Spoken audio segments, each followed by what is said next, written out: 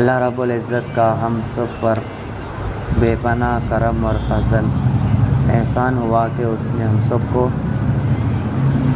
اللہ کے دین کے خاطر اللہ کے کلمے کو بلند کرنے کی نسبت سے اور اپنی زندگی میں دین کو داخل کرنے کے لیے اپنی آخرت کو سنوارنے کی نسبت سے اللہ تعالیٰ نے ہم سب کو جمع فرمایا۔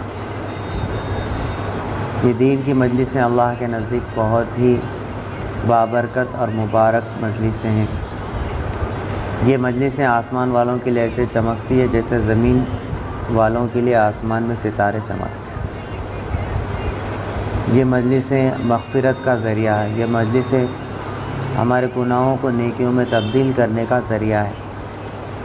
ہم سب کو ایسی مجالس میں بیٹھ کر اپنے ایمان کو تازہ کرنا ہے، اپنے آخرت کو یاد کرنا ہے، اپنے پیدا ہونے کے مقصد کو سمجھنا ہے اور اس کی یاد دہانی کرنا ہے۔ آدمی مقصد کو بھول کر زندگی گزار رہا ہے، ضروریات زندگی کو ہی مقصد سمجھ گیا۔ جب آدمی ضرورت کو ضرورت اور مقصد کو مقصد سمجھے گا تو پھر مقصد میں زیادہ وقت لگائیں گا، مقصد کو زیادہ سوچیں گا، مقصد کے تعلق سے زیادہ فکر کریں گا، ضرورت کے تعلق سے دوسرے درجے میں سوچیں گا۔ پہلے مقصد پورا ہو جائے پھر ضرورت پوری ہو جائے، پہلے عبادت ہو جائے، وقت بچا تو میں آرام کروں گا، پہلے اللہ کا حکم پورا ہو جائے، اس میں سے وقت بچا تو میں کھانے پینے میں وقت لگاؤں گا، پہلے اللہ کے حکم کو پورا کروں پھر بعد میں اپنی میں دنیاوی ضروریات کو پورا کروں گا۔ یہ کب ہوگا؟ جب ہم آخرت کو اپنا مقصد بنائیں۔ ہم آخرت کے لیے بھیجے گئے، دنیا کے لیے نہیں بھیجے گئے۔ دنیا میں بھیجے گئے آخرت کی تیاری کے لیے، دنیا کی چیزوں کو بنایا گیا انسانوں کے لیے۔ تمام چیزیں انسانیت کے لیے بنائی گئی، انسانیت کی خدمت کے لیے، تمام مخلوقات انسانیت کی خدمت کے لیے، اور انسان کو سب سے بہتر بنایا، اشرف بنایا، اعلیٰ بنایا۔ ہر چیز کے پیدا ہونے کے پیچھے اس دنیا میں ہر چیز کے بننے کے تعلق سے کوئی نہ کوئی مقصد چھپا ہوا ہے۔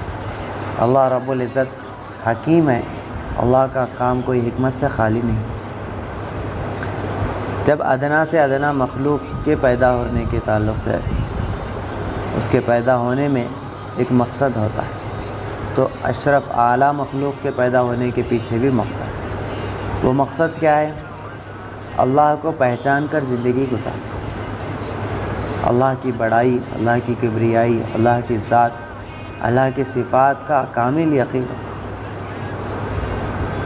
اس اللہ کی معرفت ہمارے زندگی میں آنا، اللہ کی رضا والے اعمال ہمارے زندگی میں آنا، اللہ کو راضی کرنے والے اعمال ہماری زندگی میں آنا۔ اللہ کو راضی کرنے والے اعمال ہماری زندگی میں آئیں گے تو پھر ہم اللہ کو پہچاننے والے بنیں گے۔ اللہ کو ناراض کرنے والے اعمال ہماری زندگی سے نکلیں گے تو پھر ہم اللہ کے قریب ہوں گے، اللہ کے پہچان، اللہ کی معرفت ہم سب کو نصیب ہوں گی۔ تو معرفت، اللہ کی پہچان، اللہ کی کبریائی، اللہ کی بڑائی ہمارے دلوں میں آتی ہے عبادت کے ذریعے سے۔ جتنی زیادہ عبادت کریں گے اتنی اللہ کی بڑائی ہمارے دل میں آئیں گی، اللہ کی معرفت دل میں آئیں گی۔ اب عبادت کا کرنا اور گناہوں سے بچنا یہ ایمان پر موقوف ہے۔ ایمان کی جیسے سطح ہوگی ویسے آدمی کے، انسان کے، مسلمان کے بدن سے اعمال ظاہر ہوگے۔ ایمان قوی ہے تو اعمال بھی قوی ہوں گے، جیسا کہ صحابہ رضی اللہ عنہم کا ایمان قوی تھا۔ حضرت عمر رضی اللہ عنہ، حضرت عثمان رضی اللہ عنہ کے تعلق سے فرما رہے ہیں کہ تم میں کا ایک ایسا آدمی ہے کہ جس کے ایمان کو پورے لشکر میں تقسیم کر دیا جائے تو سب کی نجات کے لیے کافی ہو جائے۔ حضرت عمر رضی اللہ عنہ کا ایمان ایسا ہے کہ اللہ کے نبی فرماتے ہیں کہ اے عمر، تمہارا اس وقت کیا حال ہوگا جب تم 4 ہاتھ چوڑی اور 4 ہاتھ گہری اور 2 ہاتھ چوڑی زمین کے اندر ہوں گے، تمہارے پاس منکر نکیر آئیں گے جن کی آنکھیں بجلی کی چمک کی طرح ہوگی، جن کے بال بہت لمبے ہوں گے وہ رونتے ہوئے آئیں گے، جن کی آواز بجلی کی کڑک کی طرح ہوگی، جن کے ہاتھوں میں لوہے کے ہتھوڑے ہوں گے، وہ آپ کے پاس آئیں گے اور آپ سے سوال کریں گے، قبر کے سوالات کریں گے۔ اگر تم جواب دینے میں لڑکھڑا جاؤ، رک جاؤ، اٹک جاؤ، تو وہ تم کو اس زور سے ماریں گے کہ تم راکھ ہو جائے گے۔ تو حضرت عمر رضی اللہ عنہ کا ایمان اتنا مضبوط تھا، انہوں نے عرض کیا، اللہ کے رسول، کیا میں اس وقت اسی حالت میں رہوں گا، یعنی میرے ہوش حواس باقی رہیں گے؟ اللہ کے نبی نے فرمایا ہاں۔ تو حضرت عمر نے فرمایا پھر میں انہیں نمٹ لوں گا۔ یہ ایمان کی قوت کی دلیل ہے کہ آدمی مخلوق ایسی بھیانک حیت اور صورت بیان کرنے کے باوجود ایمان کی طاقت انہیں یہ کہنے پر ابھار رہی ہے، آمادہ کر رہی ہے کہ ایسے فرشتوں کو بھی میں نمٹ لوں گا۔ ایک روایت میں آتا ہے کہ جب حضرت عمر کے پاس فرشتے آئیں گے تو ریورس الٹا حضرت عمر فرشتوں سے سوال کریں گے، ربی اللہ فمن ربکما، میرا رب اللہ ہے، بتاؤ تمہارے اللہ کون؟ محمد نبی فمن نبیکما، الاسلام دینی وما دینکما۔ اس طرح الٹا سوال کریں گے تو فرشتے کہیں گے ہمیں سمجھ میں نہیں آ رہا ہے کہ ہمیں ان کے پاس بھیجا گیا یا انہیں ہمارے پاس بھیجا گیا۔ تو یہ ایمان کی قوت کی دلیل ہے۔ جب ایمان مضبوط ہوتا ہے تو پھر اعمال کا کرنا، اعمال حسنہ کا کرنا، اچھے کاموں کا کرنا آسان ہوتا ہے۔ ایمان مضبوط ہوتا ہے تو اعمال سیئہ، برائیوں سے بچنا، گناہوں سے بچنا آسان ہوتا ہے۔ صرف پوری دنیا میں ایک طاقت ہے جو آدمی کو اچھے اعمال پر کھڑا کر سکتی ہے اور برائی سے بچا سکتی ہے۔ اس کے علاوہ دنیا میں کوئی طاقت نہیں، چاہے اسلامی حکومت ہی کیوں نہ ہو، کسی آدمی کو گناہ سے بچا نہیں سکتی۔ اسلامی حکومت کسی کے گناہ کے، کسی جرم کے سرزد ہونے پر، صادر ہونے پر سزا تو دے سکتی ہے، لیکن مجرم کو جرم سے نہیں بچا سکتی۔ جرم سے بچانے والی، گناہ سے بچانے والی جو طاقت ہے وہ ایمان کی طاقت ہے۔ اچھے اعمال پر آمادہ کرنے والی، ابھارنے والی جو طاقت ہے وہ صرف اور صرف ایمان کی طاقت ہے۔ تو ایمان کا بنانا یہ تمام مسلمانوں کی دینی ضرورت ہے۔ جس طرح کھانا، پانی، ہوا، گھر، سواری، ایک دوسرے کے ساتھ معاملات، تعلقات، یہ انسان کی دنیاوی ضرورت ہے، بدن کی ضرورت ہے، جسم کی ضرورت ہے، اسی طرح دین کے تمام شعبوں پر ہمارا عمل رہے، استقامت رہے، اخلاص رہے، پابندی رہے، ہر حال میں کرنا آسان ہو، اس کے لیے ایک ایمان کی غذا کی ضرورت ہے، ایمان کو بنانے کی ضرورت ہے، ایمان کے تعلق سے ہر دن غور و فکر کرنے کی ضرورت ہے۔ یہی وجہ اللہ کے نبی صلی اللہ علیہ وسلم اور اللہ رب العزت اس کی ہمیں ترغیب دیتے ہیں۔ یا ایھا الذین آمنوا آمینوا، اللہ تعالیٰ فرماتے ہیں کہ ایمان والو ایمان لاؤ، اپنے ایمان کی فکر کرو۔ اللہ کے نبی فرماتے ہیں جددوا ایمانکم، اپنے ایمان کو تازہ کرتے رہو۔ کلمہ لا الہ الا اللہ کی کثرت کے ذریعے، یعنی مخلوق کا یقین نکالنے کو بولتے رہو، خالق کے یقین کو دل میں بٹھانے کی بات کرتے رہو، اس کا ذکر بار بار کرتے رہو، تمہارے دل سے مخلوق کا یقین نکلے گا اور خالق کا یقین دل میں آئے گا۔ خالق کا یقین، اللہ کا یقین دل میں ہونا، اللہ کا یقین دل میں ہوگا تو پھر اللہ کے حکم کو پورا کرنا آسان، اللہ کی بڑائی دل میں ہوگی تو اللہ کے حکم کو پورا کرنا آسان ہے۔ آج ہمارے اندر اللہ کی بڑائی نہیں ہے، اللہ کتنے بڑے ہیں، اللہ اکبر، اللہ اکبر من کل شیء، ہر چیز سے بڑے۔ گھر میں بڑے ہوتے ہیں، باپ دادا، والد صاحب کوئی حکم دے رہے تو ہمیں فوری ان کا کام کرنا آسان ہو جاتا ہے۔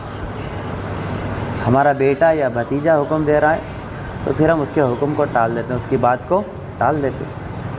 والدین کی بات، بڑے لوگوں کی بات کیوں مانی جاتی ہے؟ اس لیے کہ ان کی بڑائی ہمارے دل میں ہے۔ تو اللہ کی بڑائی ماں باپ سے زیادہ، اپنے ذمہ داروں سے زیادہ، اپنے بڑوں سے زیادہ، کئی گنا، کئی ہزار گنا زیادہ اللہ کی بڑائی ہمارے دل میں۔ جب یہ بڑائی آئے گی تو اللہ کے حکم پر عمل کرنا آسان ہوگا، کہ اللہ کا حکم ہوگا حی علی الصلاۃ، نماز کی طرف آؤ، تو پھر اللہ کی بڑائی دل میں ہوگی تو پھر نماز پڑھنا آسان ہوگا۔ یہ جو حی علی الصلاۃ کی ندا ہے، یہ مؤذن نہیں بلا رہے ہیں، یہ اللہ بلا رہے ہیں۔ مؤذن واسطہ ہے، ذریعہ ہے، اللہ ڈائریکٹ بندوں سے مخاطب نہیں ہوتے، کبھی فرشتوں کے ذریعے، کبھی انبیاء کے ذریعے، اور جب یہ سلسلہ ختم ہوتا ہے تو پھر مؤذنین کے ذریعے اللہ اپنے بندوں کو اللہ کی طرف بلاتا ہے۔ مؤذن جو اذان دے رہے ہیں، یہ جو کلمات کہہ رہے ہیں، یہ اللہ کہہ رہے ہیں۔ مؤذن کیا ہے؟ بیچ میں ذریعہ ہے، واسطہ ہے۔ کیوں ہے واسطہ؟ اس لیے کہ براہ راست ڈائریکٹ اللہ تعالیٰ بندوں سے مخاطب نہیں ہوتا، اللہ غیب میں رہتے، دیدار یہاں نہیں ہوتا، جنت میں دیدار ہوتا اللہ کا۔ ہاں، تو اللہ کی بڑائی دل میں لانا ہے، اللہ کی ذات اور صفات کا یقین اپنے دلوں میں لانا ہے۔ جن جن چیزوں پر ہمارا ایمان ہے، ایمان مفصل، آمنت باللہ و ملائکتہ و کتبہ و رسلہ والیوم الآخر والقدر خیرہ و شرہ من اللہ تعالی والبعث بعد الموت، یہ جو 6 چیزیں ہیں کہ میں اللہ پر ایمان لایا، فرشتوں پر ایمان لایا، آسمانی کتابوں پر، نبیوں پر ایمان لایا، اچھے اور بری تقدیر پر ایمان لایا، آخرت پر ایمان لایا، اور قیامت کے دن پر ایمان لایا۔ یہ جن جن چیزوں پر ہم ایمان لائے ہیں، عقیدہ رکھتے ہیں، عقیدے کے ساتھ ساتھ ان ساری چیزوں پر ہمارا یقین بھی ہے۔ آخرت کا عقیدہ ہے، آخرت کے زندگی کا یقین بھی ہے۔ جب یقین ہوگا تو پھر آخرت کی تیاری کرنا آسان ہوگا۔ ایک مسافر کو اپنے بکنگ جو ٹرین ہوتی ہے یا پلین ہوتا ہے، اس کی سیٹ بک ہوتی ہے، تو جس تاریخ پر وہ ٹرین یا پلین بک ہوتا ہے تو اس تاریخ سے پہلے مکمل تیاری کرنا آسان ہو جاتا ہے، اس وقت سے پہلے مکمل تیاری کرنا آسان ہو جاتا ہے۔ 2-4 گھنٹے آدمی اسٹیشن ایئرپورٹ پر پہنچ جاتا ہے۔ پہلے کیوں تیاری کر رہا ہے؟ اس لیے تیاری کر رہا ہے کہ جس تاریخ میں اس کی ٹرین یا پلین بک ہے، اس تاریخ میں اس ٹرین یا پلین کا آنے کا اس کے دل میں یقین ہے۔ اس یقین نے اس کو تیاری کرنے پر ابھارا، آمادہ کیا، اس لیے اس نے تیاری کی۔ اسی طرح ہم بھی ایک سفر کرنے والے ہیں، آخرت کا سفر کرنا ہے ہمیں دنیا کو چھوڑ کر، تو اس سفر کا ہمیں یقین نہیں ہے۔ یہی وجہ ہے کہ ہم تیاری نہیں کر رہے۔ تو ہر مسلمان کو اس طرح تیار رہنا ہے، آخرت کی اعمال کے اعتبار سے، تیاری کے اعتبار سے، کہ جس طرح ایک مسافر اسٹیشن میں تیار رہتا ہے کہ ٹرین کے آنے کے بعد تیاری کرنے کے لیے اس کے پاس کوئی کام باقی نہیں رہتا ہے، اسی طرح ہر مسلمان ہر وقت تیار رہنا ہے کہ جس وقت جب بھی مسلمان کو موت آ جائے تو وہ اس طرح تیار ہو کہ جب وہ اس دنیا سے جا رہا ہو تو اللہ اس سے راضی رہے، کلمے کی موت اسے مل رہی ہو، اللہ کی رضا والی موت اسے مل رہی ہو، خاتمہ بالخیر اس کا ہو رہا ہو۔ یہ چیز، ایسی حالت، ایسی زندگی ہم سب کو بنانا ہے۔ ایسا نہیں ہے کہ میں ایک زندگی کا اچھا خاصا حصہ اپنی مرضی کے مطابق جیسے چاہے گزار لوں گا، اور آخری زندگی میں توبہ کر لوں گا، صحیح کر لوں گا اپنی زندگی کو، اعمال کو۔ ایسا نہیں ہے۔